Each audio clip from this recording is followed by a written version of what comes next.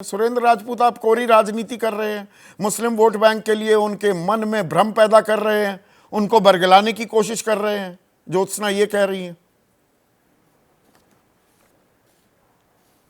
संदीप भाई, आपको, आपके दर्शकों को, ज्योत्सना जी को, सभी को ईद की बहुत बहुत बधाई और नवरात्रि की भी बधाई। एक चीज है ना, अभी मोदी जी ने सौगातें मोदी दी है 32 लाख परिवारों को। ये बिल्कुल ऐसे ही दिया है जैसे ना लेमन जूस दे दीजिए किसी आदमी को और उसका घर लिखवा लीजिए। अरे भैया, तुम सौगातें मोदी मत दो और कम से कम वक्फ का क्या नाम, किसी का घर तो मत लिखवाओ, किसी की संपत्तियां तो मत लिखवाओ। कहां कहा जा रहा है ये? ऐसा कहां है क्या वक्फ बिल में जो ये, इसको थोड़ा समझाइएगा। हाँ, मैं बताता हूं, वो भी बताता हूं सर। हाँ सर, सब बताता हूं। सबसे पहला तो आप कहते हो कि साहब 9 लाख एकड़ है वक्फ के पास जमीन है, दुनिया हिंदुस्तान का तीसरा सबसे बड़ा है। अब आप इसका भी खुलासा कर लीजिए। 1.5 लाख एकड़ से ज्यादा कब्रिस्तान है, उनमें से कौन सी कमाई हो जाएगी आप हमें बता दीजिए।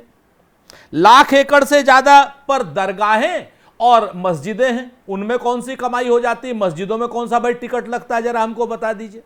एएसआई की जो संरक्षित इमारतें हैं, किले हैं, वो सारे के सारे लगभग ये 50,000 एकड़ के हैं, वो आप उठा लीजिए। ले दे करके लगभग 1.5 लाख एकड़ जमीन के आसपास जो है वो क्या नाम खेती की है, उसकी भी कमाई जो है मस्जिदों को जाती है, मस्जिदों को चलाने में खर्च होती है। आपको मैं बताऊं कि ये जो एक बड़ा नैरेटिव बनाया जा रहा है ना मुसलमानों के खिलाफ पूरे देश में, हम इसके खिलाफ है। पहली चीज तो यह है कि पुराने वक्फ बोर्ड के हिसाब से अगर आप क्या नाम, जो पुरानी संस्थाएं बनी हुई है सबको आप खत्म करने की साजिश रच रहे हैं। नंबर 2, देश के धार्मिक सद्भाव पर जिसका जो एक धर्म एक निजी विषय है, कोई अगर किसी चीज को किसी के धर्म में कहता है कि आप जमीन को वक्फ कीजिए, ये अल्लाह के काम आएगी, बिल्कुल सही है, वो अपना करे। उसमें आपने भी कहा नहीं, इसमें कोई मैं आपको एक नाम लेता हूं। 1 मिनट सुरेंद्र भाई रुकिएगा थोड़ा सा। देखिए, दर्शक को भी समझना चाहिए ना, आप कुछ फैक्ट्स यहां पर पेश कर रहे हैं।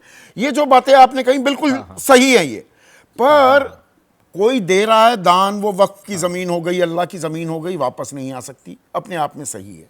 लेकिन क्या वक्फ बोर्ड के पास वो अख्तियार, वो अधिकार भी नहीं आ जाता कि वो किसी भी जमीन को कह दे ये वक्फ की जमीन है, तो उसकी चुनौती सिर्फ वक्फ ट्राइब्यूनल में दी जा सकती है।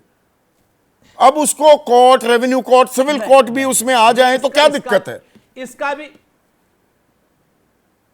इसका भी मैं आपका खुलासा करता हूं संदीप भाई, आज आपका सारे खुलासे कर दूंगा। आपने कहा कि इन सारी चीजों से बचा जा सकता है, संपत्तियों को डिजिटलाइज क्यों नहीं कर रहे हैं? हाँ, तो मैं आपको आधिकारिक रूप से जानकारी दे रहा हूं, जो भाजपा की सरकार ने जानकारी दी, भाजपा की सरकार ने जानकारी दी है कि 99.9% जमीनें जो वक्फ की हैं वो डिजिटलाइज हो चुकी हैं। तो अगर डिजिटलाइज हो चुकी हैं तो कोई आदमी मूर्ख है, कैसे किसी की संपत्ति पर वो दावा कर देगा जो डिजिटलाइज ही नहीं? नहीं, यहां पर 1 मिनट, अब यहां पर 1 सेकंड का पॉज। बिल्कुल सुरेंद्र भाई रुकिए ना। अब बदरुद्दीन अजमल AIUDF के सदर हैं, सांसद भी हैं, उन्होंने संसद की बिल्डिंग और उसके आसपास के इलाकों को भी वक्फ की जमीन कह दिया। असदुद्दीन ओवैसी का मैंने जिक्र किया ही, मुकेश अंबानी का जो घर है एंटिलिया की, ये वक्फ बोर्ड की जमीन है। मौलाना शहाबुद्दीन राजवी ने प्रयागराज में 55 बीघे जमीन कह दिया, ये तो वक्फ की जमीन है। और कलकत्ता में Tollygunge club, royal Calcutta golf club, ITC Windsor hotel, Bengaluru में ये भी कहा जा रहा है वक्फ की जमीन है। ये भी हो रहा है ना, समानांतर एक प्रक्रिया ये भी चल रही है। मैं वो भी सर हाँ, मैं उसका भी जवाब देता हूं। मैं देखिए बड़ी साफ सी बात कहता हूं, बगैर किसी लाग लपेट के, दोनों तरफ फ्रिंज एलिमेंट हैं, दोनों तरफ लाभ उठाने की कोशिश करते हैं। बदरुद्दीन अजमल हो, ओवैसी हो या कोई और हो, जो लोग वक्फ के नाम पर अपनी कोरी गंदी राजनीति कर रहे हैं कि ये जमीन भी वक्फ की है, संसद भी वक्फ की है, मैं भी वक्फ का हूं, वो भी, हम उसका भी विरोध कर रहे हैं। मैं इसका आपको प्रत्यक्ष उदाहरण देता हूं कि भाजपा इन लोगों के साथ कैसे शामिल है। आपको संदीप भाई सुन के बहुत क्या नाम हैरान हो जाएंगे। पिछले 24 साल से सेंट्रल सुन्नी वक्फ बोर्ड लखनऊ का अध्यक्ष जफर फारूकी है। समझ लीजिए, पिछले 8 साल से उत्तर प्रदेश में सरकार है भाजपा की, और पिछले 24 साल से सेंट्रल सुन्नी वक्फ बोर्ड का जफर फारूकी अध्यक्ष है और सबसे ज्यादा भ्रष्टाचार के आरोप उस पर है, सबसे ज्यादा। आज भी वो अध्यक्ष बना बैठा है उस बोर्ड का जिसमें सरकार के नुमाइंदे भी शामिल हैं, यानी भाजपा की सरकार के नुमाइंदे, बड़े बड़े लोग, अधिकारी, डीएम, कलेक्टर, सेक्रेटरी, सब सरकार के हैं।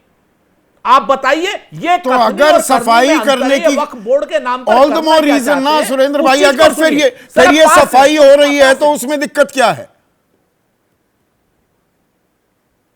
कौन सी सफाई कर रही, यही तो मैं कह रहा हूं। एक अदने से सेंट्रल सुन्नी वक्फ बोर्ड के अध्यक्ष को नहीं हटा रहे हैं, उसकी बेईमानियों के साथ भाजपा के नेता, मंत्री, संतरी दे रहे हैं, अपनी अपनी जमीनें लिखवा रहे हैं वक्फ के नाम, वक्फ की जमीनें। मैं आपको बताऊं उसके जरिए, क्योंकि वो अध्यक्ष बना हुआ है। आप एक बार आओ, अपने लोगों से कहो तो जफर फारूकी के कारनामों की जांच करें। मैं तो नाम लेके कहता हूं। आप बीजेपी पर आरोप लगा रहे हैं। नहीं, मैं समझ गया। एक मिनट सुनिए ना, 2012 लिए चलता हूं। एक और बात कह रहा हूं, एक और बात कह रहा हूं। हाँ, करिए, पूरी कीजिए। जी जी जी 2012 जी कर्नाटक, मैं ये कह रहा हूं, आप असल बात तोड़ देते हैं, मैं डर जाता हूं। जी बताइए आप कर्नाटक का बताइए। 2012 में स्टेट माइनॉरिटीज कमीशन रिपोर्ट, उसने क्या आरोप लगाया कि वक्फ प्रॉपर्टी, 2 लाख करोड़ की वक्फ प्रॉपर्टी अवैध, इलीगल तरीके से ट्रांसफर की गई।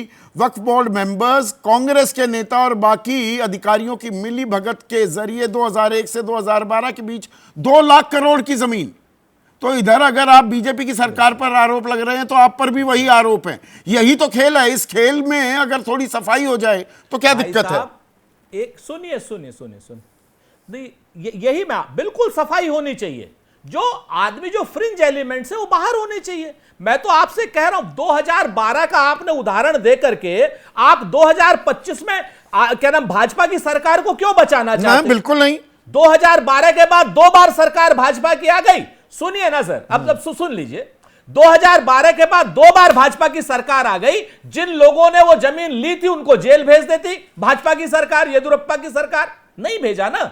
सब आप बताइए मुझे, अगर वो एलिगेशन सही था तो भेज देते। मैं आपके सामने आज कह रहा हूं, ऑन रिकॉर्ड कह रहा हूं कि पिछले 24 साल से जफर फारूकी यहां पर अध्यक्ष है। किसी की सरकार, आपने जफर फारूकी का जिक्र किया।